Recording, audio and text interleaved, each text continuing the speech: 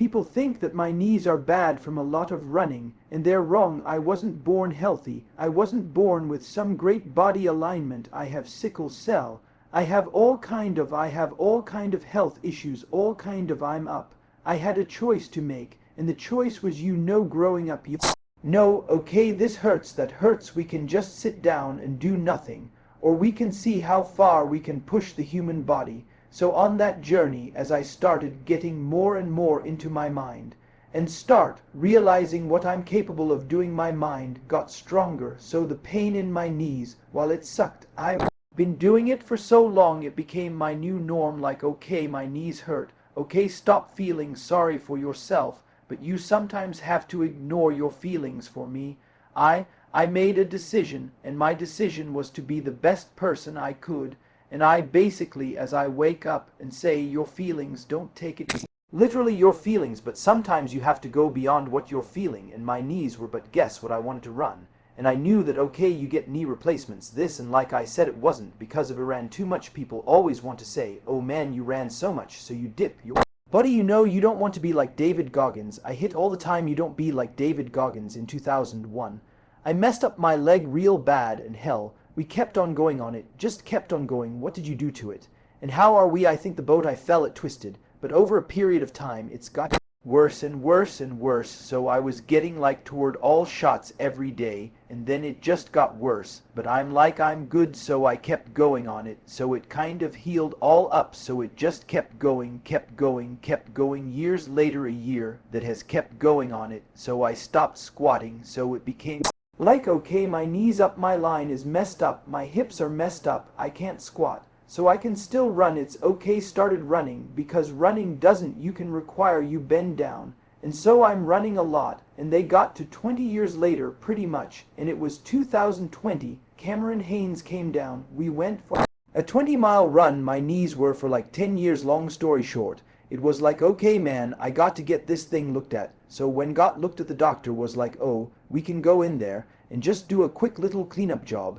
And the cleanup job went so quick, guy was breaking tools, and up like literally broke tools he was breaking too. I talked to him, he told me your meniscus was the hardest meniscus he's ever experienced in his life. He's like, dude, he goes, I didn't know that meniscus could get that way. He goes like, he's not human. He goes, when I was cutting into meniscus, it broke the scalpel. Yep, he said normally when you cut into meniscus, it just slices right through like butter. He's like, I couldn't cut it, yeah. Mine went butters. All those who think I'm gonna put in 100-hour weeks, go yourself. You don't get no like that, babe. I sit on the couch, no. I mean, that's the craziest thing I've ever heard. Like, you've hardened your meniscus just through constant pressure and pounding, yeah.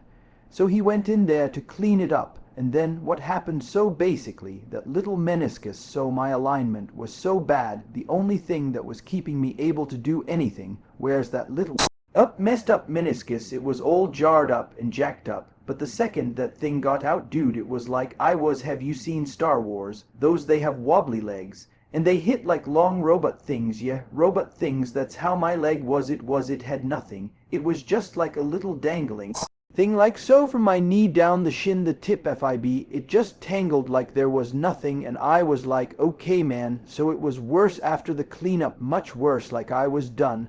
I went from running 200 miles to I did 240-mile race in 2020, October 2020. It was Mo. I went out there, got second place, 62 hours, and he was getting it drained before the race. But I still ran 240 miles, literally 5 or 6 days before the race. I'm getting it drained, and it was a baseball size, and it's called a baker's assist, so they drained it. And I went in there, did the race, finished it, and I was like, okay, here we go. Went on to do some more races. I did like another 200-miler, did a couple more races, and then, like I said, Cam came down right after that. I went and got this surgery done, and I went from running every day to now I have some related to this dangles. After that, sir, it's just from that little piece of meniscus, just that little piece of meniscus, and I'm sitting there thinking, okay man, this doesn't make any sense to me. There's something I don't understand, why I can't put any pressure on my leg. The amount of blood they were taking out was unbelievable. I went back, and I was like, man, I mean, it's a simple meniscus surgery, man. Like, people go back a week later, they're playing 2 weeks, 3 weeks tops. I'm like, man, I'm never gonna run again. I'm gonna walk with the flip, so I'm going back. I'm literally getting my knee drained every week, getting PRP. I'm like, man, that in the back of my mind, I know how far I can push myself. I know my body so well, so well. And I'm like, this is wrong. I go, I'm never gonna run again. I'm never gonna run again. I walk with the limp. So this went off about six months. So I had the surgery done in February. 4 months after surgery, I got a find. Somebody else look at my knees, so I try to keep mine together. But imagine when you go from every day your life grind it, and you go to nothing, like literally like 90-minute surgery done. That's crazy that it was just a little meniscus scope. 90-minute surgery done. So I found this guy named Dr. Gamble in New York, and we fly there. But I'm like, you can't fix this, man, because I knew it was a lot more than these. It was all kind of this, the body. So I walk in the office, and the doc's like, yeah, I'm looking at your X-rays, and that's the doctor who's like, I don't know how this is. When the doctor Gamble looked him up, world-renowned dude, and when this guy looked at me straight-faced, he said, man, I don't know how you did anything with those knees, anything, let alone run 200 miles back to back, 240 miles. I don't know how you did it. So I'm like, okay, whatever, can we get it fixed? And he didn't want to get there because he knew he's like, no, you know, we can maybe try in a load.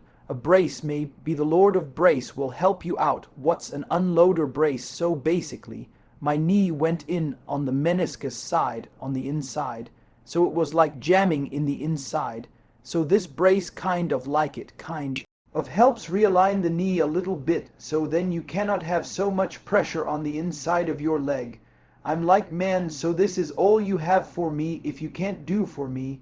And he was like, no. He was walking out of the office, and he could tell I was like, I wasn't too up, but I was like, because I kind of was preparing myself for the next part of my journey. I don't like to lay in my too long, and I give myself a couple of minutes, say, okay, we got man up. We gotta get back in this. Like, what's next? Let's go see, let's go back to college. Let's do something, because you're running in your athletic Chris Dunn. So he got the door, he opened it, as he was shouldered out the hay. I'm looking at Jennifer.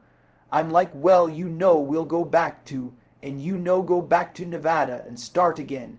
And he was like, try to unloaded brace out. And there's one more thing we could possibly do for you. And I'm like, mother, like, get your little monkey ass back in here, bro. Like, what is it like what the going on? So he was like, yeah, it's just surgery called HTO. And he was like, you can go in. We can, pretty much break your tibia. It's called high tibia osteotomy.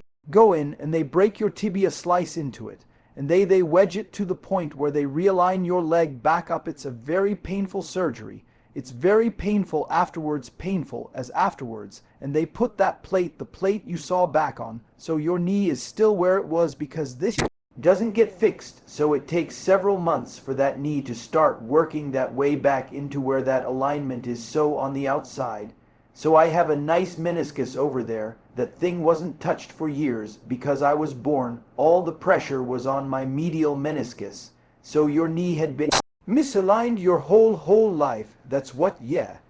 That's my whole life has been up, so my meniscus on my lateral side is pristine. So now the way he did it is that all of my pressure is going on to that pristine meniscus, okay? So now it's all about getting that leg back aligned, which is taking forever. Knees are a problem, man, yeah. And the fact that you require your knees to do what you do, your whole thing is endurance athlete. And to be an endurance athlete, you got to be able to move your legs. You got to be able to move them. This was like literally a trained skill for me, was I'm always preparing for. Like not being, I got to a point in my life where I realized this is life. And so I move on past things real quick, so people like, oh my God, what are you gonna do, David? If you can't run, I'm about, I'll swim, or I'll go to college, or I'll do something else. This isn't my life, so I'm very aware how quick life can take from you, and I've always prepared my mind for the next chapter. And what happened with me was I started this thing called front loading. So when I was young, I used to be a little piece of like, oh, I'm not good enough, I can't do this, I can't do that. The second I got my head out of my ass and I realized, man, you can achieve a lot of if you get off your ass, you start moving. When you start motivating yourself, try becoming a self motivator. So I started front loading people, man. You've done so much by 47 because I don't know what tomorrow is going to bring me, so my military resume is fat. You know, I did a lot in the military. I did a lot outside the military. I've made money. I've done almost every race out there, hard race in the world. I've broken pull-up records. I've done a lot of so when these bad times come. And also not only that, work your ass off so you can enjoy it. Yeah, you're taking a shot, you know. You may not live to be old, but what if you do and you worked your ass off when you were able, and you were able to get up early, able to grind? If you front load it properly, the back half of your life is money. And that's what I did the second I realized that, man, you are a piece of, we got to get going, because at 47, man, you're not gonna be able to do any of this. So I front loaded, so all these bad things have happened to me. I sit back with Matt. How are you handling this so well? Well, I've done it. I front loaded. I had the money. I need to have the success. I had the determination, the willpower, and also the pride in myself. So when I wake up every morning, I know who I am. I followed it perfectly. So I don't care what's taken for me. Your body is your medium. The body is the vehicle for you to express yourself right. And your body's breaking down. I know that they consider doing knee replacements on YouTube. Yep.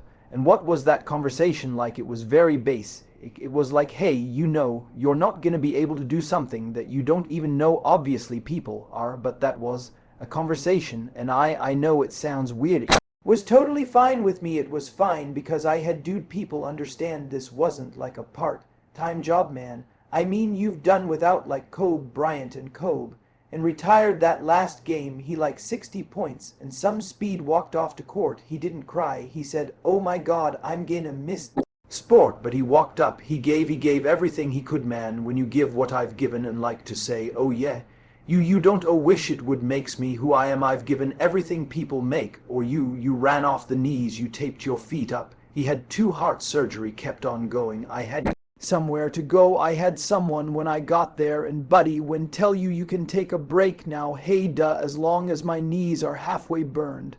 I got to run. You're telling me, man, maybe a chance I can't run no more. Give me an excuse to not do, but as long as I have no excuse, I got to do it. I was happy where I was. I gave everything. I gave everything to who I am. People, I don't believe that, don't believe it. I gave everything.